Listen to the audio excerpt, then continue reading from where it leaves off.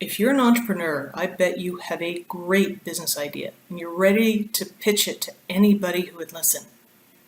Have you ever stopped to think about what picture your financial projections paint?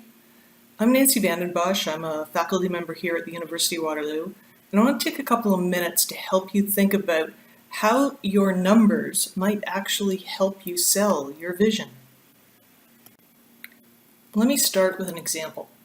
So let's take a new venture, electric scooter, everything controlled on an app. It's been very successful in Los Angeles, lots of riders, everybody knows about it. Pricing model is established, works reasonably well in LA, and they're looking to launch in Canada. So they're going to bring it to Waterloo. And they've got two local entrepreneurs they're looking to ask to help them sell this idea. And let's call those two entrepreneurs Jacqueline and Ethan. And so they've gone away, developed their pitch, created some cash flow forecasts, and they're now ready to pitch. Jacqueline looks at year one and she thinks she's going to be able to generate a cash inflow from the writers in year one of about $1.9 million. Ethan's a little more optimistic. Ethan thinks he's going to be able to generate $135 million in cash flows in the first year from writers.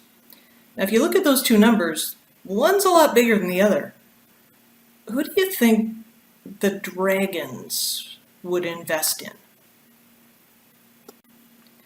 Now, if you've watched Dragon's Den or Shark Tank, or you've seen some investors in action, you know they don't just look at the big numbers. They start asking questions. And so the Dragons would start asking Jacqueline and Ethan questions about how many writers do you think you're going to get? What's the price? How much is a writer going to pay to actually ride one of your scooters? And since we have snow in Canada and they don't in LA, they're also going to ask questions about, well, how many months do you think people can actually ride a scooter? Now, Jacqueline and Ethan, they're great entrepreneurs, so they have their assumptions and they can explain them to the Dragons. And you're going to notice there's one assumption where they're pretty different.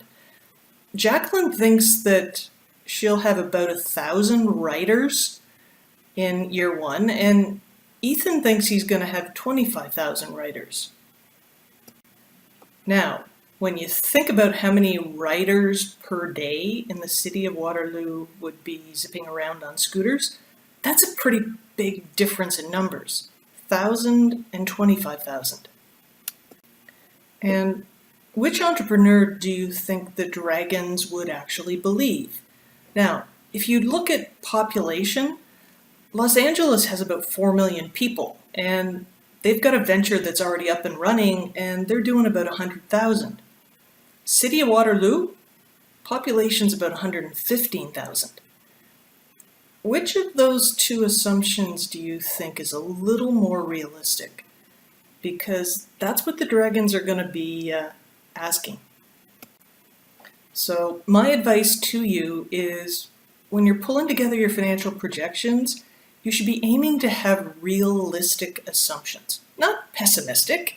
And if you're a little on the optimistic side, that's okay. And what we're suggesting is there's sort of 5 ways you can invest a little bit of effort to make sure your assumptions are reasonable. You could do some primary market research. So actually talk to some people who might want to ride your scooters. And since they're probably kind of young, you might want to talk to their parents too. You could do some secondary market research. So you could dig into some numbers. You could look at the population of Waterloo. You could also pretty quickly figure out that that number doesn't include the 30,000 undergrads who attend the University of Waterloo and a bunch more undergrads who go to that university down the street. So, Ethan's number may not look quite so bad if you do that. You can also check other companies, maybe who've launched in Waterloo, how quickly have they been able to grow, or maybe look in the US for something that isn't Los Angeles and see if you can find a city where the venture's operating. It's a little more like Waterloo. You should also be thinking about some business specific questions. There are going to be any issues about where you can park the scooters. And if you can find one, Might be kind of nice if you could actually talk to an expert. So it does take a little bit of effort to generate realistic assumptions, but it's worth the effort. Invest it. If you've got realistic assumptions, it's a little more probable that investors are going to believe that you know what it's going to take to succeed.